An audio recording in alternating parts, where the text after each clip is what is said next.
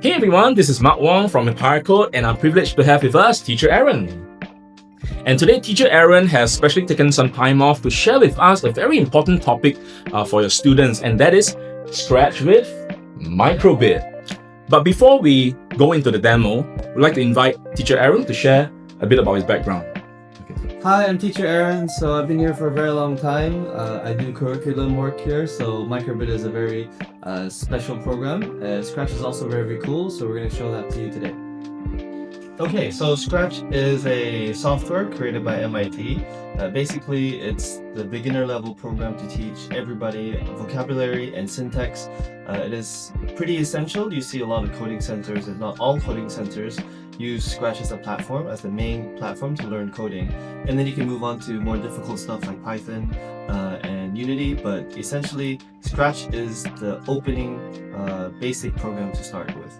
Microbit is also a really, really good one. It's also kind of like the doorway to physical devices. So Microbit is a physical device over here. It's done coding similar to Scratch, so it's block-based programming, if you're familiar with the term. Block-based is essentially drag and drop, so it's easy for kids to learn. Again, it's the same idea, vocabulary and syntax to teach kids. But Microbit is also really cool because it comes with a lot of built-in features. Sensors like accelerometer, light sensor, temperature, it's all actually built in. And not only that, you can attach many different kinds of attachments like bigger water attachments or motors. So you can build really, really cool stuff, and you can see, it move, and you can connect it to Legos, a lot of things we can do with Microbit. We have, curriculum for specific stuff.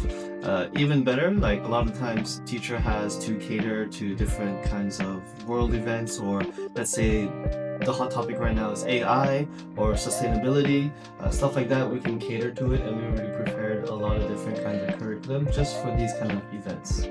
Yeah, so hardware is something that it is quite not exactly accessible to everybody. Arduino, which is kind of like the Microbit, is a lot more difficult and a lot more expensive. So hardware is something like, software is something we see everywhere, but hardware is something that is not so common. So the Microbit is really cool because it's like a mini computer, so you can kind of program it to do a lot of different things. There's actually a lot of different things you can do with it.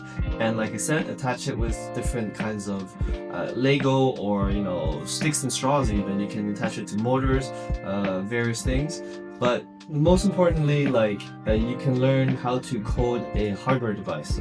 So you can kind of get the idea how computers can work, not just on the software side, but how electronics work. It's a microchip, right? So it has a lot of physical capabilities, like you can't dip it in water. You could dip it in water, but you can also connect it with different stuff. It's exactly how a computer would work. So you learn all these ideas, electronics or physics of a hardware device. Yeah, for Scratch and Microbit, both of them are, like I said, beginner programs. Like any language, it's best to start early. So we're looking at vocabulary again to teach the kids, what does repeat loop mean? What does a forever loop mean? What does a conditional statement mean? What is a list? So the kids can have a head start on learning these terms. And these terms are essential for any programming language or any logic-based courses that you might do in the future. If you want to go into law school or programming, you for sure have a logic class, and this is exactly for that. For the Microbit also, the idea of the Microbit is to kind of help the world. Every year, Microbit actually throws this competition called Do Your Bit. We also do it at Empire Code, but essentially this competition is to create something that will really change the world. And you can really do a lot of things with it.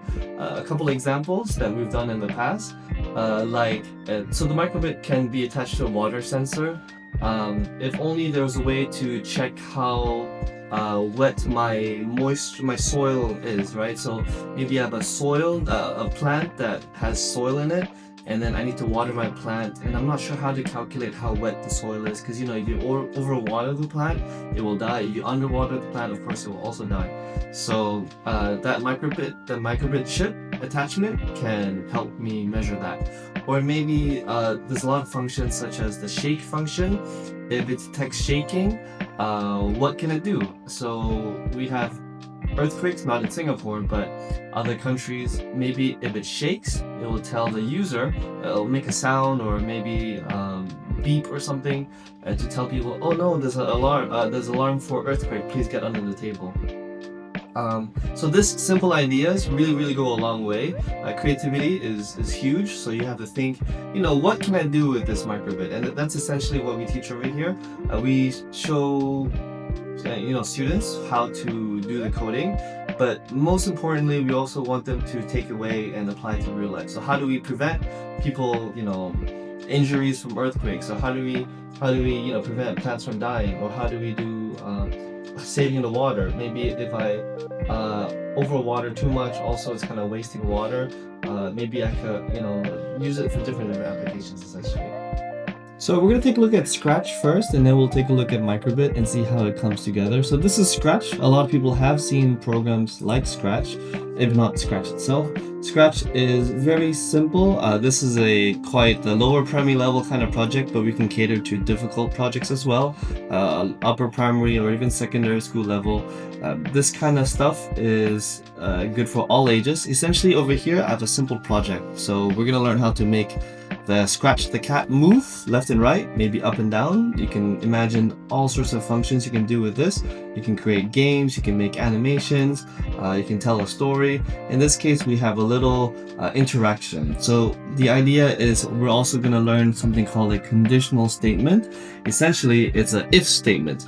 If I'm touching, let's say this drum kit, it's going to do something. Really quickly, if you take a look at the codes, it's going to make a sound and change some costume. So what does that do? Let's take a look. If I'm touching it, you see, oh, it's making a sound and it's changing its little drum animation. So that is Scratch. Okay, so and then this is Microbit. So Microbit is also a very beginner-friendly software. It's the hardware part. They're not exactly connected, but we'll show you how they can connect with each other, which is kind of like the fun feature. Over here is just a simple forever loop, so we're learning what forever loops means. Forever loop is essentially it's going to loop forever. It's pretty straightforward, but if I press this A button, maybe something else will happen. So if I press the A button, a heart will happen. So this is like a controller in a sense, and we'll see how it applies later. And then finally, we've learned a bit of Scratch and we learned a bit of Microbit. So let's see how it connects together. This is Microbit and Scratch. We have connected, if you see over here, our laptop with the Microbit device, and it's on the Scratch platform. So the Scratch platform allows Microbit to be handled internally. You see, we have a cat. Instead of moving my arrows left and right, this time I'm using my Microbit controller. So I can move my cat left and right. Exactly what you imagine in a video game, like a controller, Switch controller. But also this idea goes to many different things like TV remotes or handphones, these kind of remote systems where, you press a button, something's gonna happen. So it's very cute, very fun. And we have a lot of projects similar to this, harder, easier, all sorts of levels. So that was Teacher Aaron and his practical walkthrough of our Scratch with Microbit course. Now teachers, if you would like to inspire your students to think like engineers and to inculcate values of using STEM to make the world a better place, reach out to Empire Code to find out more. This has been Mark Wong, and this has been Teacher Aaron. And we'll see you soon.